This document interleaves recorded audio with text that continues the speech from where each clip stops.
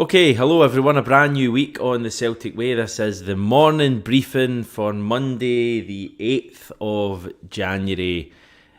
How are we, guys? How is this winter break treating you so far? Slow.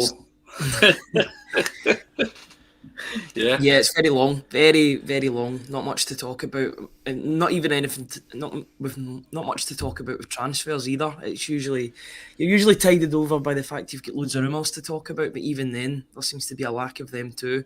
It's all quiet on that front, I would say as well. So, yeah, it's interesting. Yeah, I mean, do you enjoy getting a wee? I mean, you guys kind of work a lot harder than I do in terms of your writing and all of that stuff, all encompassing work.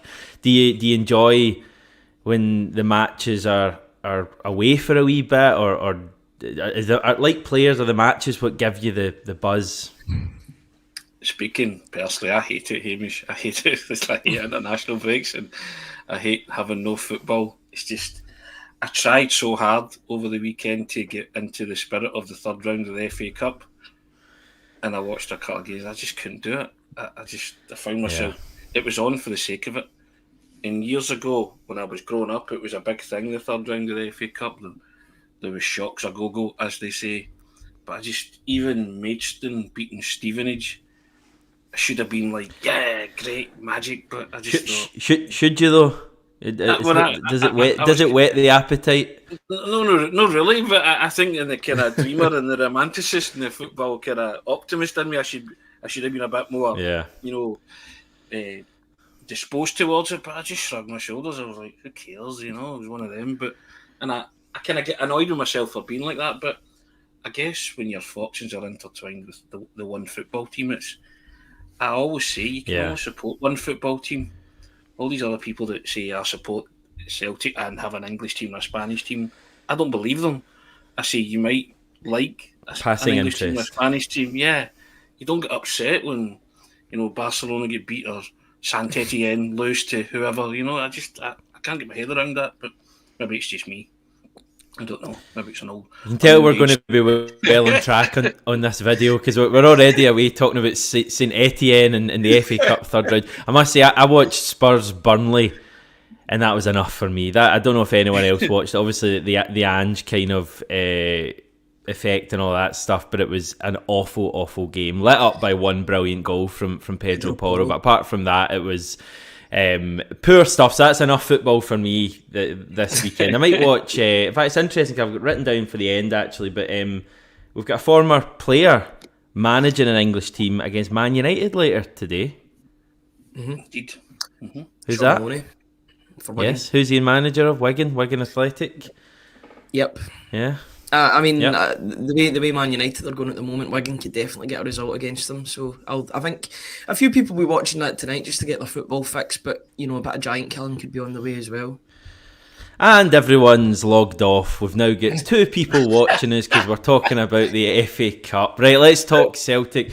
We'll do that in just a wee second. Before that, a big shout out to MPH Group, Scotland's award-winning family-run all-trade specialist covering mainland Scotland. As you know by now, they have an enticing Navian boiler winter promotion just for you. If you choose MPH Group, you're choosing top-tier efficiency, and you'll also be getting a free Navian internet controller. That's a little gadget that can crank up your boiler's efficiency to an impressive 98%. They're also covering the first year's service with no added cost.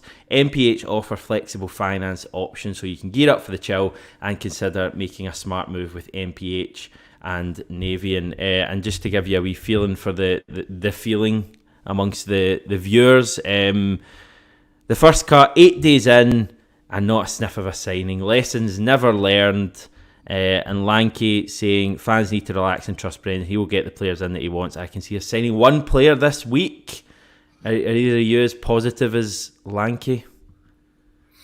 I don't know about this week because I've not heard anything. But I'd like to be surprised. 1 minute you don't hear anything, and then the next you've got a player coming through the door. Happen. El Yunusi, Kyogo. Didn't hear anything about them until they were basically in Scotland. I remember El Yunusi came off the plane and there was all those rumours that he was coming, and then the next minute he was announced by the club. Kyogo was announced at 6 o'clock in the morning. No one had heard anything about him whatsoever, and then he was front and centre of everything.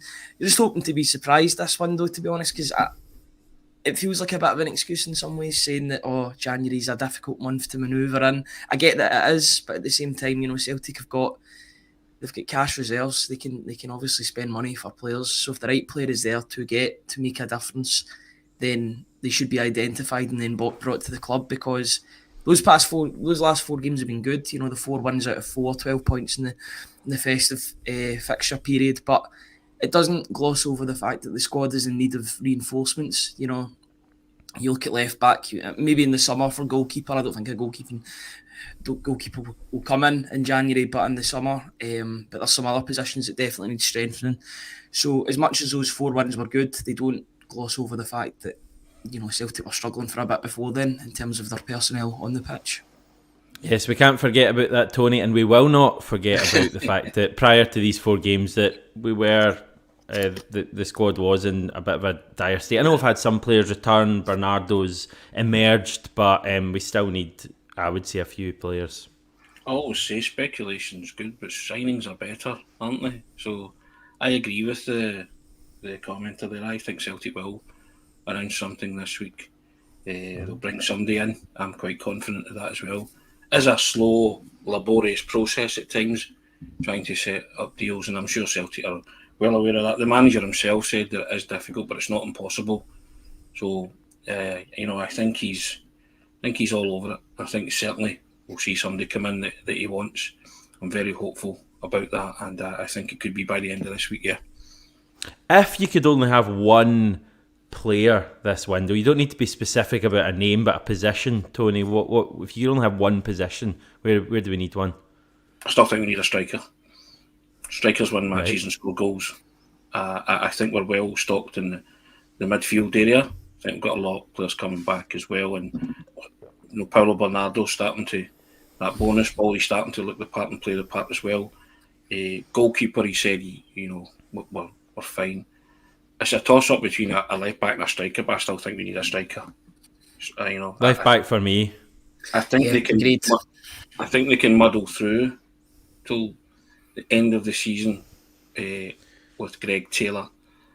I think goals win matches, don't they? I'd want a striker, to be honest. So, because there's all talk today about Kyogo's shoulder injury as well, isn't there? Saying that he doesn't really need surgery, but why bring it up again then if it's not? A kind of lingering concern, So I'd just like to see another striker. I'm biased though. I was a forward player, so I'm naturally drawn to those of an attack mind, So, but that's just me. But I can understand people wanting the necessity for a left back, but we shall see. Seems to be the consensus is left back. Maybe 60% saying left back, the rest all saying striker. So those seem to be the 2 positions. Ryan, I mean, I'm kind of playing devil's advocate here. Do we need a striker? Do we still need a striker, given that we have Kyogo and Owen only play one a match? Or is the worry, as Tony says, if you get an injury to Kyogo, you're kind of back playing O, who maybe isn't totally proven yet? I think that's fair to say. Yeah, I think that's a very fair assessment to make. I don't think O's showed bits and glimpses. In glimpses he's shown bits of quality, but it's never been anything consistent. And I'd put that down as well, the fact that he's playing second fiddle to Kyogo. It is difficult to get any sort of form going when you're only going to be starting maybe 1 or 2 matches, and then Kyogo comes back into the team. I think just quickly, Ryan, see, just a second question on that. Are we ever going to see the best of O, given what you've just said? And given the fact that Kyogo is always going to be number 1 while he's at Celtic, I hope Kyogo's here for years, but for O to ever properly succeed, we saw what happened with Giakoumakis, who was great, and he was never satisfied. Is that the negative part of Kyogo, if there is a negative part, that you're never going to really get another striker making it, or? I think it's just a negative with the formation, the fact he only played with 1 up front to begin with. If you played with 2, then they'd both be playing there, but the system doesn't allow for it, unfortunately. If you want an attacking midfielder, you want 2 wingers, etc., then you need to play with one up front. Brendan Rodgers obviously has more of an emphasis on controlling the midfield than playing with two strikers. There has been moments in games where two strikers has been needed, but it's never looked free flowing or anything like that. So it's always looked as if they're trying to make more chaos in the box by flinging on another striker. I think a left back is more important in this window. I'd be looking to get the sort of similar impact that Alistair Johnson, and I know Alistair Johnson's been up and down this season, but look at the impact he made last January when he came into the side. He instantly made the team better.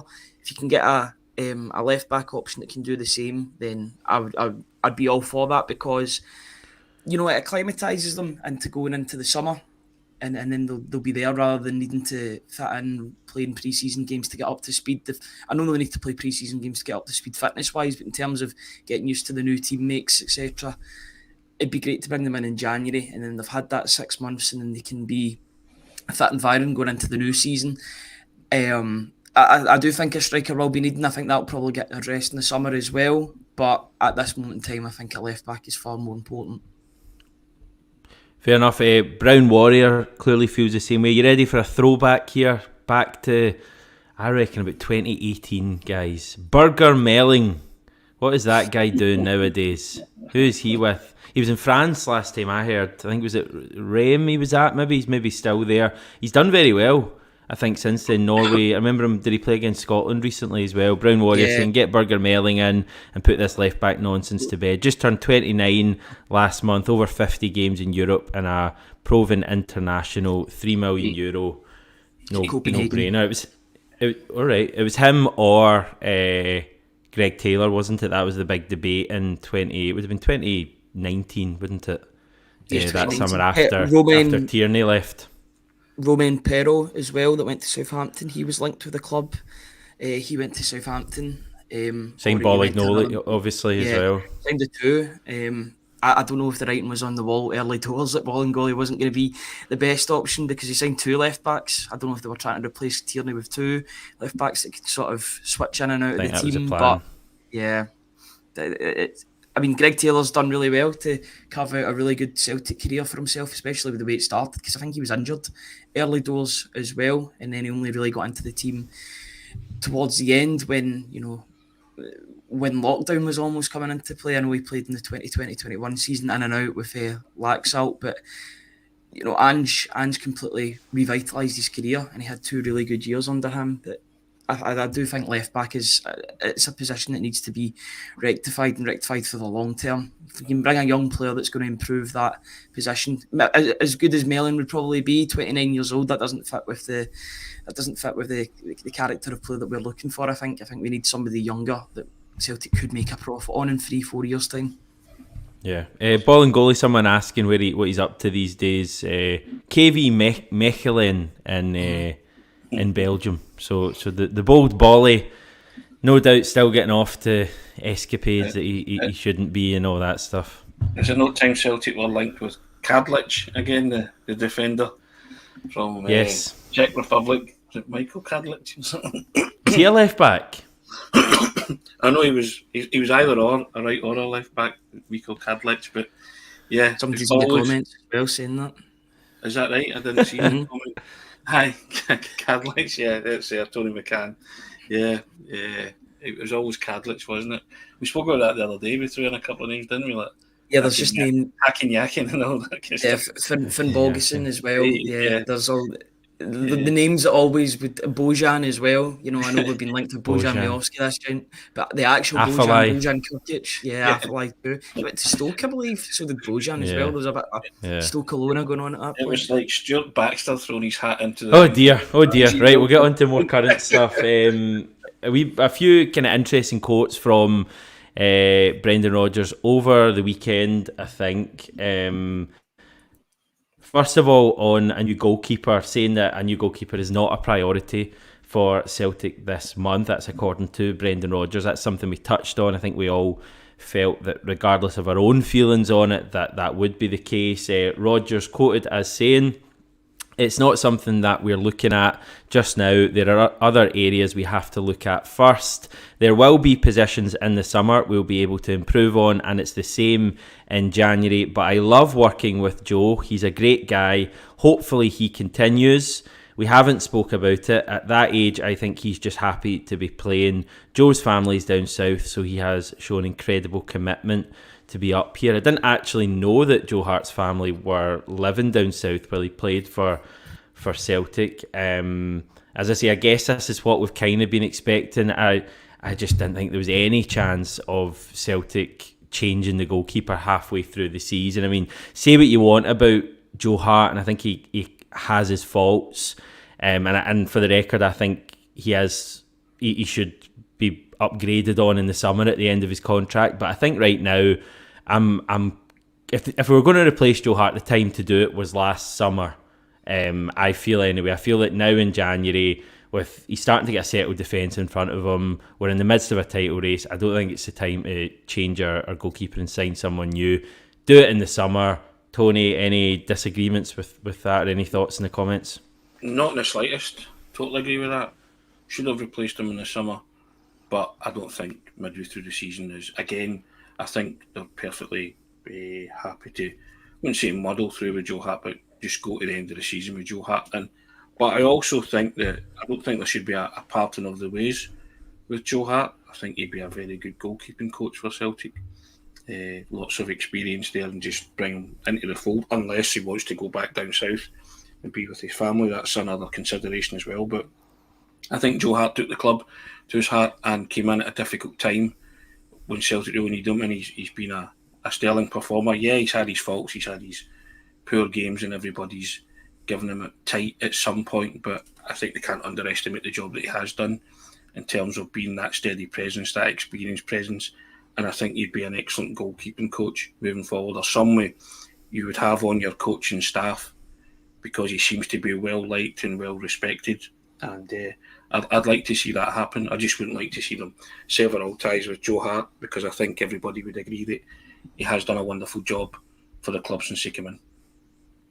Yeah, a couple of comments I want to just bring up regarding Hart. Tim and on asking, would Hart stay as a number two? Rodgers kind of, I don't know if you saw the comments, guys, he seemed to hint that he wouldn't. That was just Rodgers' opinion. I think he said, he posed the question, would he stay up here away from his family if he wasn't number one? And I got the impression, just from reading the quotes, that he was kind of suggesting that wouldn't be the case. I think Hart will leave in the summer. JC bringing up, would it not be better to get a keeper in now and to bed him into the squad and country in for next season? Again, I think that's a good point. I just wonder if you're able, I mean, how many teams actually sell desirable goalkeepers in the January transfer window? If you look at the kind of player we're going for, how many clubs are actually going to want to sell that in January, Ryan?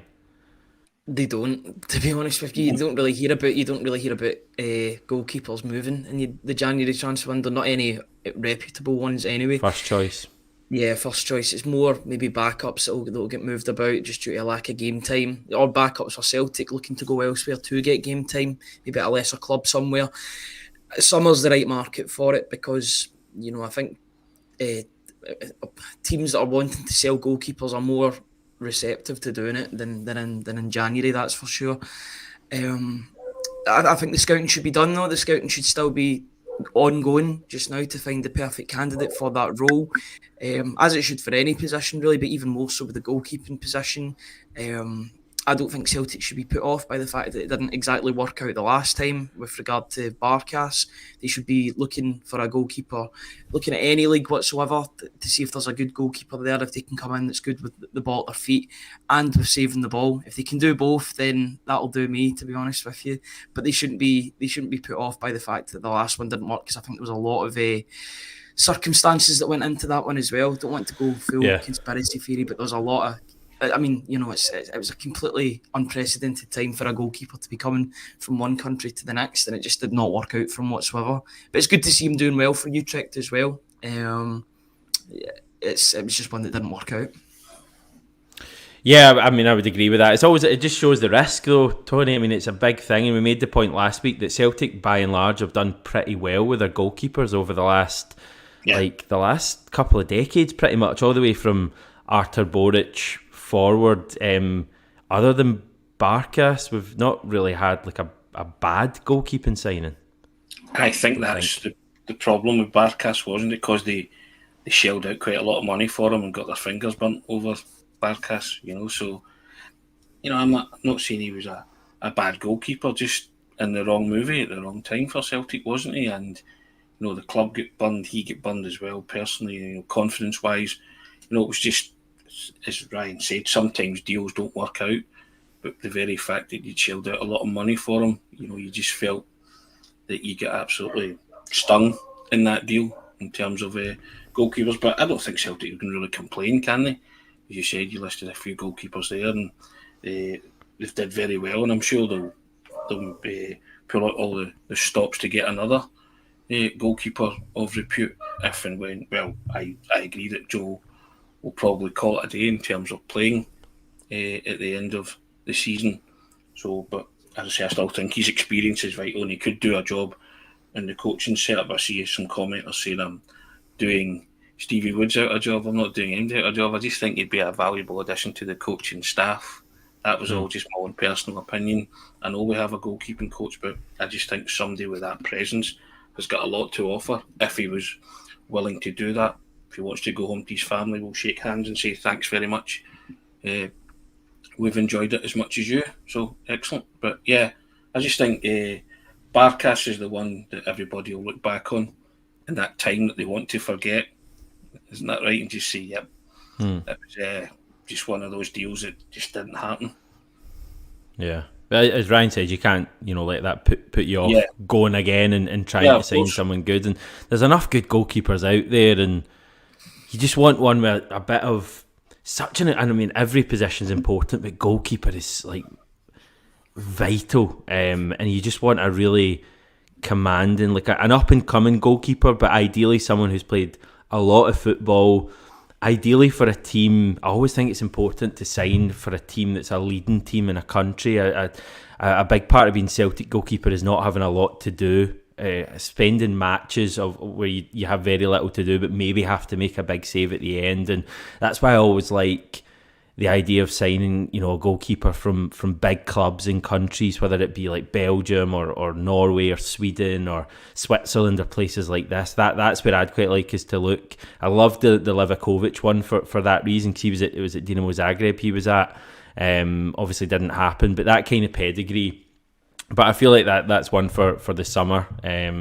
Who knows where we'll be in 6 months, guys, to chat about all of that.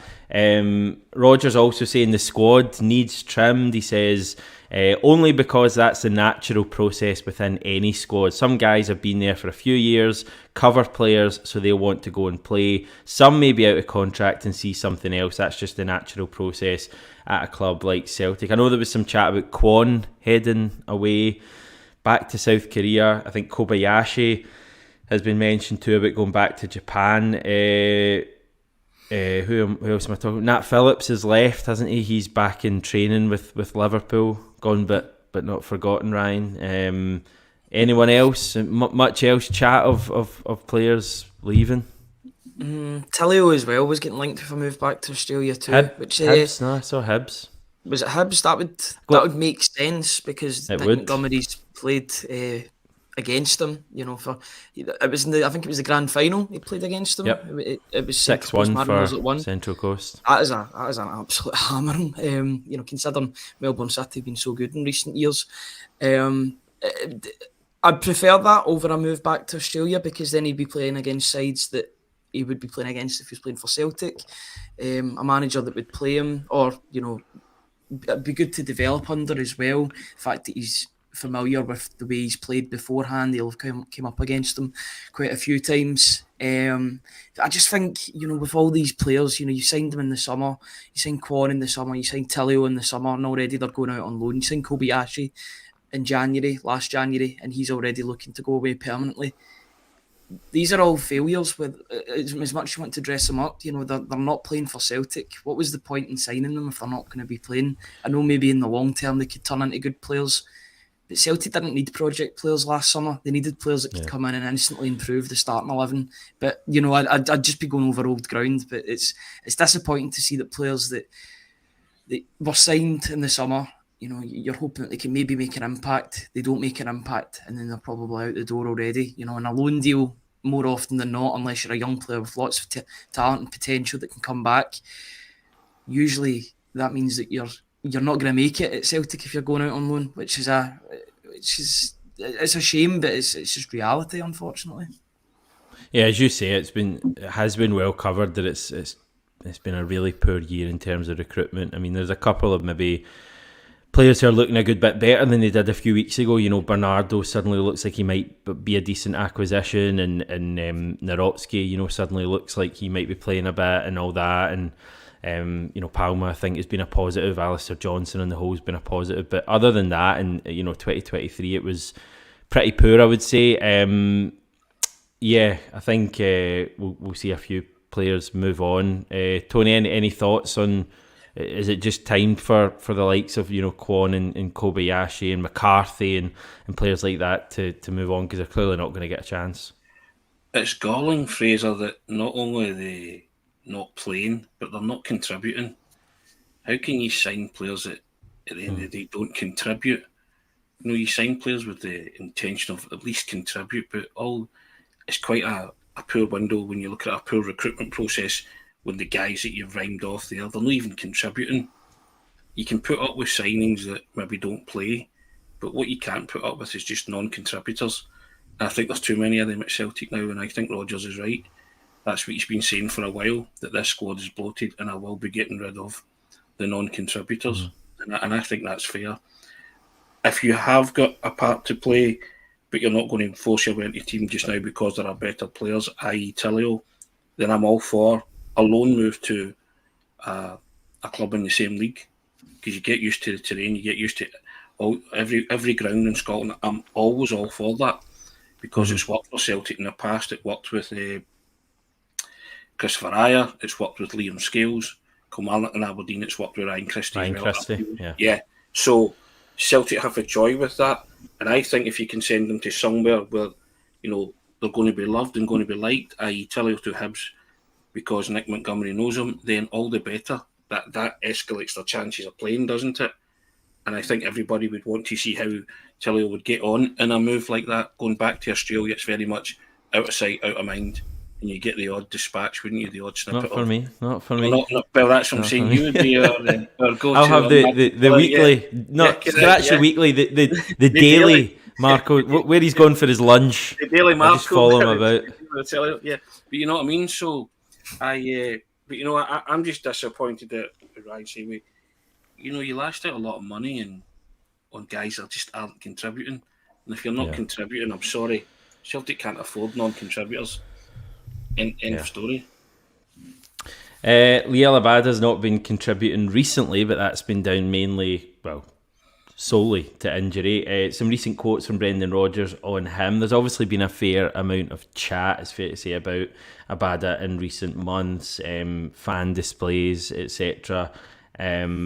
But it doesn't seem to be any talk of Abada leaving this month. Rodgers said, Liel's in a very good place now. It was a challenging time for him when he was out, with everything happening in his country, but he is settled and happy here. He's going to be a huge player for us in the second half of the season. Just for his goals. I mean, I don't know how many he's got so far this season, but even if he can hit, if he can hit 8 goals, double figures maybe between now and the end of the season, chances are it's really going to help us out, Ryan. He's as much as Hatati's going to be big coming back, and Carter Vickers, Abada's going to be huge as well. Yeah, that that near post goal or far post goal, creeping in at the posts. I want to see that a couple of times this season. Hopefully against Rangers, but against other teams as well. It is like a new signing. It's the biggest cliche. It's one that gets talked about all the time when a player comes back from injury. But it will feel like a new signing because he's undoubtedly a quality player. Inconsistent, yes, one of the most inconsistent players probably at Celtic because you know how good he can be, but you know the quality's there as well. It's good to hear that he is happy at the club. He's just off the back of signing a new 4-year deal.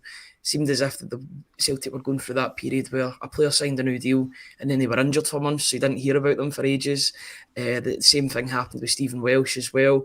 But Abada's now signed up. He's a prized asset for Celtic. He's only 21, 22 years old still. He's got plenty of development to do. The fact that he was brought in, he probably played more than what he thought he would under Ange Postecoglou. Because he was a young player. I know there was a sizable fee paid from him. It was about 4 or 5 million for him from the Israeli team that he came from. That I think it's Peta. I'm not gonna butcher the name. Maccabi Peta Tikva. Tikva, that's the one. But yeah, I remember he scored Ange's first, the first goal under Ange against Midtjylland. And he was such a good player in those 2 years. It's been stop-start for him this season because of the injury, but he did show some positive signs in pre-season. If he can get back to that level and score goals for Brendan Rodgers' Celtic, then I don't think anyone will be complaining whatsoever. He's going to be such a massive player in the second half of the season. A more consistent goal scorer than Daizen Maeda, I would say, as well. There's definitely some limitations to his game, but those are things that Brendan Rodgers can definitely work with him at. Yeah, excited to see him. Tony, final word to you. You can talk about anything you want. Oh, well.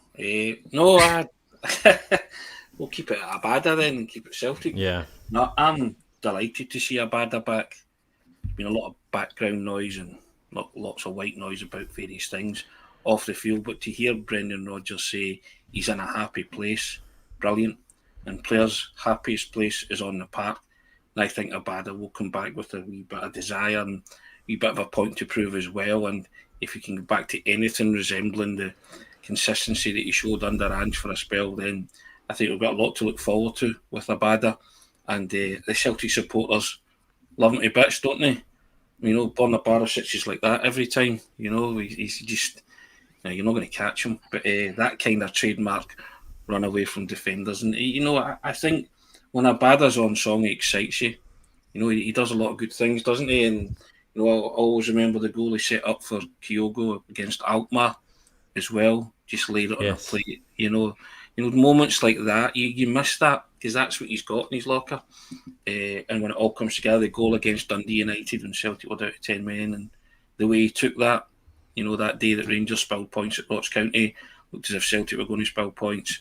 He popped up with the goods in the last minute, and he got a hat-trick. Was it a hat-trick against St Johnstone? He scored twice against St Johnstone when he was put through at centre-forward, wasn't he? And closed-door game.